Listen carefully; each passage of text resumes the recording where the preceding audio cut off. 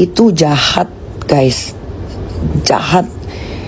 Dia waktu lagi nongkrong sama gua nih, ada gua, ada Dokter Oki, ada Mail, ada asistennya Dokter Oki, pokoknya rame.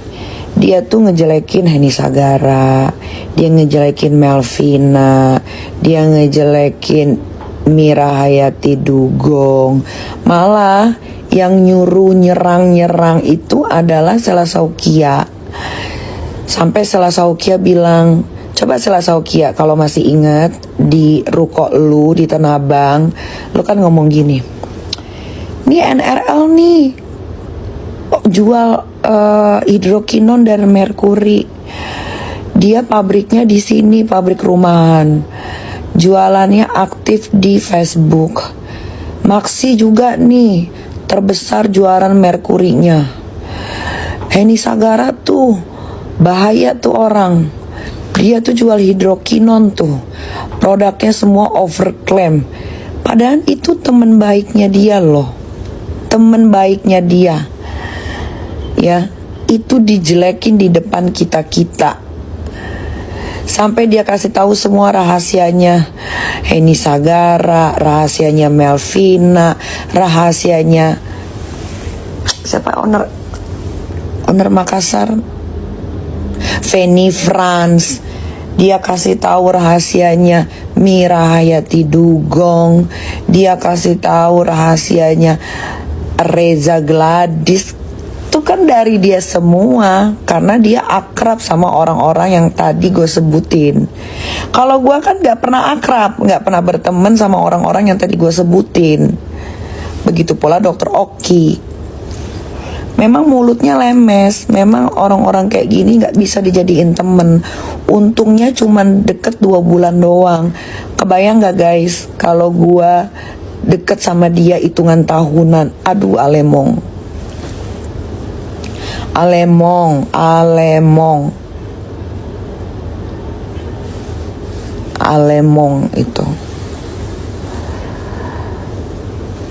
itu saksinya masih hidup ya.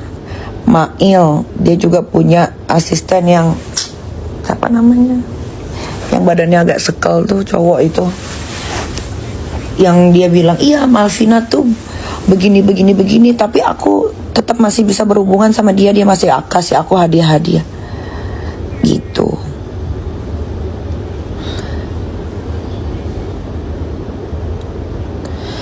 Dia semua mulutnya sih Sela Saukia semua, coba bilang nanti sama Sela Saukia, pasti kan ini direkam kan, jangan lupa ingatan ya. Berapa banyak orang-orang yang dia omongin di depan gue, depan Dokter Oki. Waktu itu juga dia pernah ngomong depan Mbak Sandi. Ada Mail, ada Kale itunya Dokter Oki. Ada Kale, ada siapa lagi? Andi ya? Fendi ya? Siapa? Ini yang Cina itu? Yang sama Dokter Oki. Ada Fandi. Gimana dia ngejelekin Heni Sagara, Hendi. Gimana dia ngejelekin. Padahal Sela Saukia sama Heni Sagara nih deket banget loh. Tapi pas dia lagi nongkrong sama kita, gak ada geledek, gak ada apa, tiba-tiba dia ngomongin Heni Sagara, kecurangannya Heni Sagara apa aja. Heni Sagara tukang rekam-rekam. Heni Sagara itu jual hidrokinon terbesar yang disebarin ke reseller-resellernya, ke reseller terbesar di Indonesia. Kan itu dari Sela Saukia. Sela, kan lu yang ngomongin mereka semua ke kita-kita. Kalau mau ngomongin tentang kelicikannya itu too much, netizen, too much. Terlalu banyak. 2 bulan itu kenal sama dia ya. Ada kali 6 orang yang dibongkar sama dia itu. Ami, Dokter Oki, nih aku kasih nih Feni France nih, dia ada jual obat buat nurunin BB berbahaya, skincare-nya juga ada merkurinya. Nih cara dia produksi di sini. Kan dia yang ngasih tahu.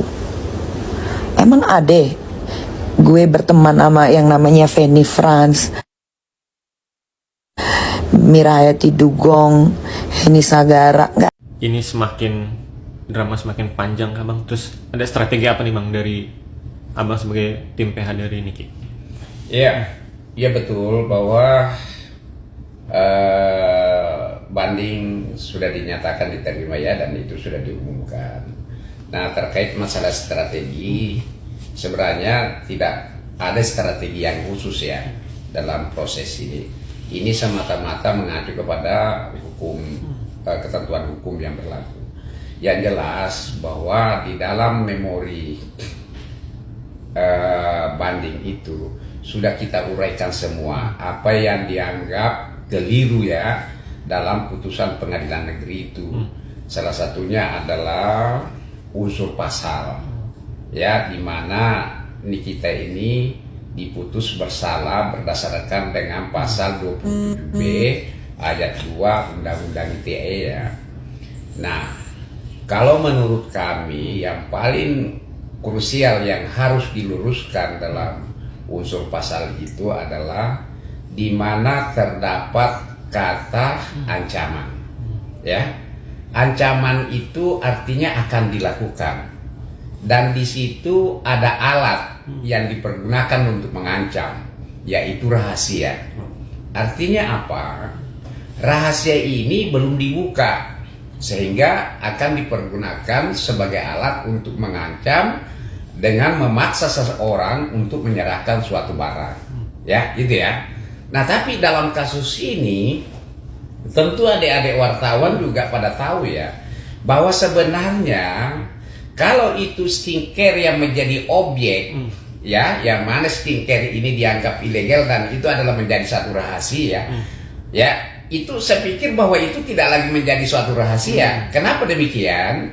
Karena itu kan sudah dibuka ya, sudah dibuka oleh dokter Samira ya, Doktip ya, dan selanjutnya baru direview ulang oleh Nikita.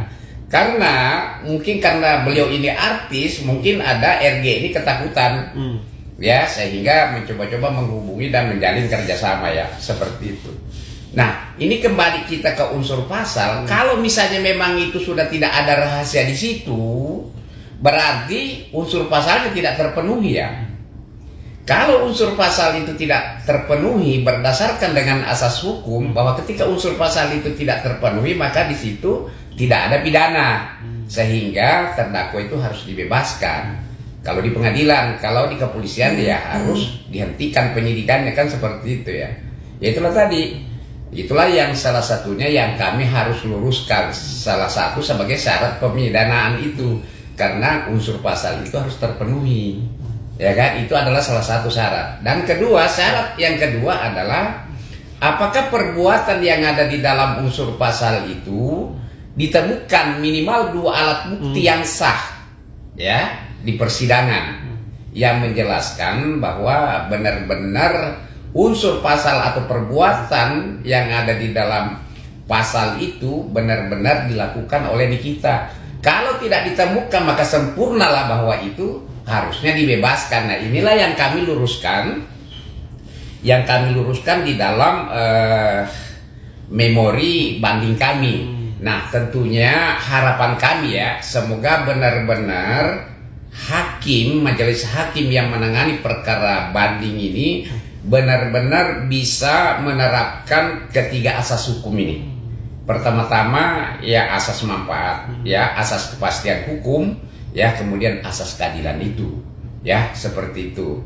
Ya kita sangat berharap, karena ada peribahasa mengatakan begini, lebih baik kita penjarakan ya 1.000 orang, melepaskan 1.000 orang bersalah daripada kita memenjarakan 1 orang yang tidak bersalah, ya seperti itu. Nah, itu harapan kita ya. Semoga majelis hakim yang ada di pengadilan tinggi ini yang menangani kasus atau perkara di kita misalnya ini bisa objektif dalam mengambil suatu keputusan. Ya. Bang, tapi Bang, menurut bagi sebagian advokasi hukum yang lain atau bagi komentator yang lain, Majelis Hakim PN Selatan kan Niki terbukti ibaratnya tidak terpenuhi TPPU-nya. Terus cuman pencemaran nama baik di ITE lah. Nah, nanti kalau Majelis Hakim di Pengadilan Negeri Tinggi Jakarta mengulas lagi, mereview lagi, akan kena gak sih Bang TPPU-nya? Gimana nanti nih Bang? Sebenarnya ini ya, ini kan dari awal itu kami sebenarnya sudah yakin bahwa TPPU itu tidak mungkin bisa dikabulkan oleh majelis hakim yang ada di pengadilan negeri. Kenapa demikian? Karena kami sudah tahu bahwa kenapa TPPU ini ditempel ya dengan pasal 27 B ayat 2 itu tujuan utamanya sangat jelas dan semua orang bisa membaca supaya Nikita itu bisa dituntut lebih tinggi oleh JPU. Karena kalau pasal 27 B ayat 2 itu ancaman hukumannya adalah 6 tahun, tidak mungkin bisa dituntut orang 11 tahun. Itu hanya ditempel dan mereka sebenarnya tahu bahwa unsur pasal itu tidak terpenuhi. Gini, kalau di situ ada kan unsur pasal itu salah satunya adalah dengan sengaja ya, mengaburkan, menyembunyikan ya, kan itu intinya. Ya, intinya seperti itu. Nah, ini fakta dan sangat jelas bahwa tidak ada di situ kesengajaan mengaburkan, menyembunyikan. Apa alasannya? Jelas, yang mentransfer itu kan RG sendiri ya ke PT developer itu ya. Seperti itu. Kemudian notifnya juga itu kan namanya Nikita. Rumah juga itu kan atas nama Nikita. Jadi di mana letak unsur dengan sengaja mengaburkan atau menyembunyikan uang hasil kejahatan. Sebenarnya mereka itu sudah tahu mereka. Cuman ya itu tadi, kenapa sengaja ditempelkan supaya bisa dituntut lebih tinggi. Seperti itu. Ya seperti itulah ya. Jadi kalau pertanyaannya bagaimana kalau diulas dan lain-lain, saya pikir mereka juga hakim di sana mungkin sangat-sangat pintar ya, lebih pintar mungkin daripada yang lain ya, termasuk saya. Tidak mungkin lah masa jelas-jelas bahwa itu unsur tidak terpenuhi kemudian dikabulkan lagi, kan lucu itu, ya kan? Itu kan bisa menjadi mungkin ada masalah, mungkin bisa dipermasalahkan dengan orang lain kalau sampai itu dikabulkan. Karena memang dari awal itu kami sama tim juga sudah membahas bahwa kami yakin dan pasti bahwa tidak mungkin dikabulkan itu, karena sangat jelas unsurnya itu tidak ada dengan sengaja mengaburkan dan atau menyembunyikan ya, seperti itu. Bang, terakhir ini terkait pidana dulu ya. Bagi tim PH-nya RG bilang Niki mengajukan banding itu sia-sia, malah akan memberat, yang tadi saya jelaskan kirim ke abang tadi. Gimana Bang, tanggapan Bang? Oh, ada tanggapan? Boleh-boleh saja, tapi kan saya yogianya ya, orang hukum kan, kalau orang hukum itu tidak boleh berpikiran begitu, berpendapat seperti itu. Artinya apa? Coba kita jangan mengambil kewenangan penegak hukum lain, ya, penegak hukum lain, ya. Kan toh nanti yang memutuskan itu kan nanti juga adalah hakim yang memeriksa perkara itu.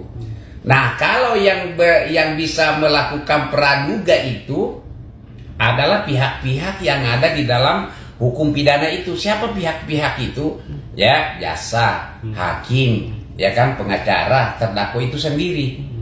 Dia adalah pihak. Artinya apa? Dia tahu persis peristiwa hukum itu di sana. Guys, lagi viral banget soal Reza Gladys yang mem-PHK 300 karyawannya akibat dari kasusnya dengan Nikita Mirzani. Jadi ceritanya ini tuh berawal dari Nikita Mirzani yang kasih ulasan negatif terhadap produk yang dijual sama Reza Gladys. Nah, ulasan itu tuh jadi viral dan malah bikin keduanya itu berantem, guys. Reza sendiri tuh melaporkan Niki atas dasar itu pemerasan. Akhirnya putusan pengadilan memutuskan bahwa Niki itu harus dipenjara selama 4 tahun dan juga denda 1 miliar. Saking ikutinya sama kasus ini, gue tuh sampai chat AI ini di pop up, guys. Tapi jawabannya tuh kocak-kocak banget sih. Waduh, Nikita sekarang resmi jadi CEO perdramaan Indonesia. Ada lagi nih ya, bisa-bisa kalau dia bilang aku bakalan bikin kebijakan sendiri buat kantor. Fix sih kantornya jadi arena sirkus. Sumpah ini kocak banget sih guys.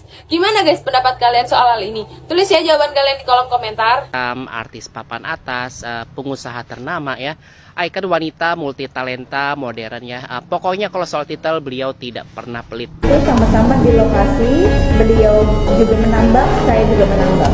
Jadi beberapa waktu lalu Ica hadir di persidangan sebagai saksi korban ya dalam mega proyek bisnis batubara miliaran rupiah. Sebuah angka yang membuat banyak orang terpukau ya dan membuat dunia pertambangan merasakan duka yang mendalam.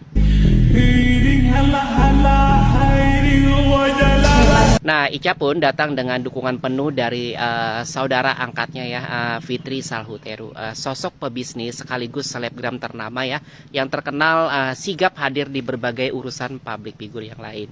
Nah, loyalitas begini langka sahabat channel dan patut diapresiasi ya, karena nggak semua orang itu punya komitmen kuat ya untuk selalu ada di setiap momen penting siapapun tokohnya.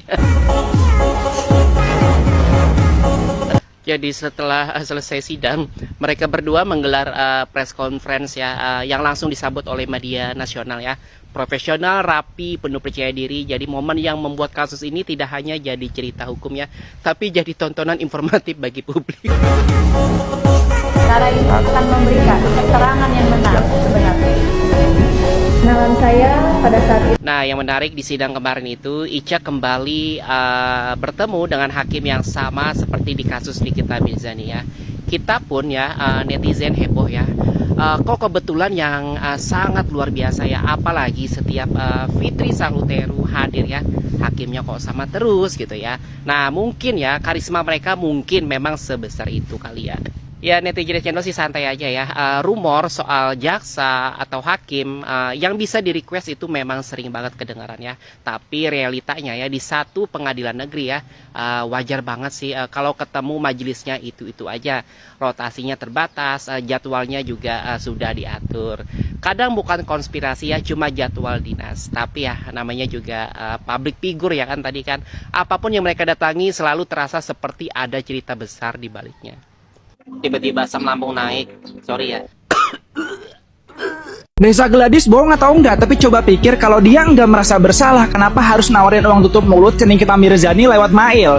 Faktanya ya produk skincare miliknya itu bernama Gladivisia kan udah terbukti teman-teman, terbukti melanggar aturan BPOM yang dimana kandungannya berbahaya, izinnya nggak jelas, bahkan termasuk produk ilegal yang sekarang dicabut peredarannya. Yang bikin makin aneh teman-teman, justru Nikita lah yang ditahan. Padahal Nikita ini kan cuma ngomong soal bahaya produknya, bukan bikin fitnah, tapi malah dia dituduh memeras katanya. Padahal kenyataannya, faktanya Reza lah yang pertama kali menghubungi Mail, yang notabene asisten sekaligus orang dekat Nikita, buat nego dan minta Nikita diem soal produk itu. Bahkan dia sendiri loh teman-teman yang nawarin uang tutup mulut kan, yang dimana komunikasinya emang dijembatani sama dokter O, tapi yang ambil keputusan ya tetap Reza. Logikanya siapa yang mau transfer 4 miliar kalau nggak lagi di situasi panik? Ini jelas teman-teman bukan pemerasan tapi penyuapan yang dibungkus rapi demi nutupin kesalahan. Tapi sekarang ya Reza lah yang malah playing victim. Narasinya dibalik, publik digiring seolah dia yang diserang. Sekarang kita tanya balik teman-teman, siapa yang edarin produk ilegal ini? Siapa yang transfer miliaran? Dan siapa yang justru harus bertanggung jawab atas risiko ke masyarakat? Di sini kita bicara dampak buruknya, sisi negatifnya. Kita harus lebih kritis teman-teman. Ini bukan lagi cuma soal Nikita atau Dr. Reza ya. Ini tentang gimana uang bisa mengatur alur cerita, padahal produknya berbahaya. Menurut kalian siapa yang sebenarnya harus ditahan dan harus disorot? Coba share pendapat kalian, drop komen teman-teman. Wah.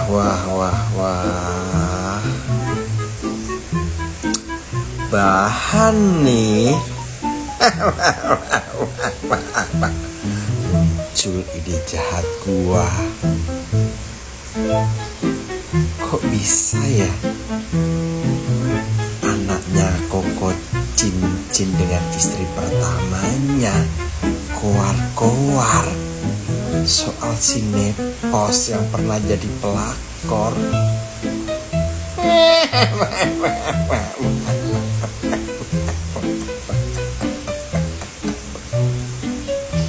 Wah, bisa jadi habis ini sinetpos bakalan telepon gua mulu. Dia bakal telepon gua karena dia panik nih.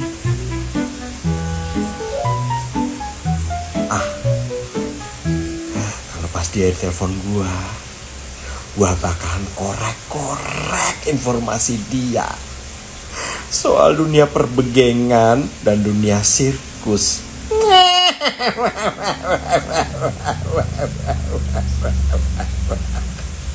Cerdas sekali kalian netizen. Bahan baru. Biar kagak lupa, gimana kalau kita bahas lagi kasus Nikita Mirzani yang masih dalam proses banding ya. Dan ada dua alasan utama menurut netizen channel ya kenapa banding ini perlu banget. Pertama, kita bahas soal unsur ancaman pencemaran atau membuka rahasia di pasal 27B ayat 2 Undang-Undang ITE. Jadi majelis hakim di tingkat PN ya memang menyebut ada chat WhatsApp yang bunyinya bisa hancur kredibilitas Reza sebagai dokter.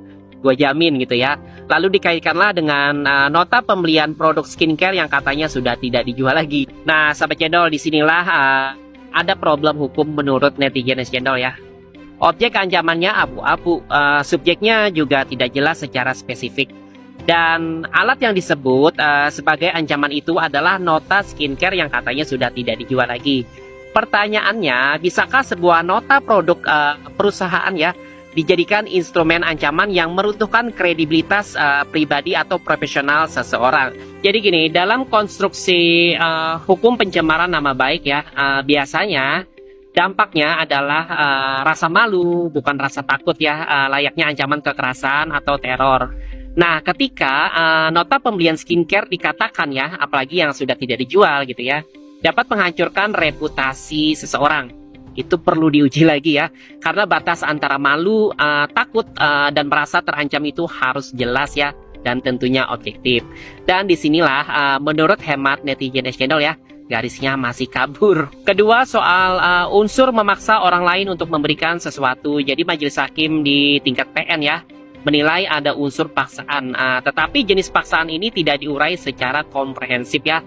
Apakah terpaksa karena takut aibnya terbuka gitu ya, ataukah terpaksa karena kondisi psikologis yang lain, atau ada faktor eksternal di luar komunikasi itu sendiri. Dan kita harus ingat ya, hukum pidana itu menuntut paksaan yang nyata ya, terukur dan tidak multitafsir, bukan sekedar perasaan subjektif. Terakhir, ada isu besar juga yang juga perlu dan layak banget diuji di tingkat banding ini ya. Soal alat bukti rekaman. Rekaman yang diduga dilakukan secara diam-diam, kemudian digunakan sebagai alat bukti, bahkan sempat disebarkan sebelum diuji lewat proses persidangan. Dalam hukum acara pidana ini menyentuh dua hal ya, legalitas alat bukti, kemudian etika penyebaran konten yang seharusnya masih dalam ranah pembuktian. Makanya sahabat cendol, banding ini dia bukan sekedar mencari menang ya. Banding itu adalah ruang koreksi terhadap pasal yang interpretasinya sensitif ya, unsurnya ketat dan buktinya harus bersih. Dua unsur yang masih kabur inilah yang menurut hemat netizen channel ya jadi fondasi ya, kenapa perkara ini patut banget diuji ulang secara lebih mendalam di tingkat pengadilan tinggi. Lo ada yang merasa gak kalau rumah Sembiring itu udah kayak hutan, ya? Iya, karena penghasilannya dari pidana orang, ya kan, ya, terinspirasi itu, ya kan, sampai rumahnya udah kayak hutan, ya lo cinta banget.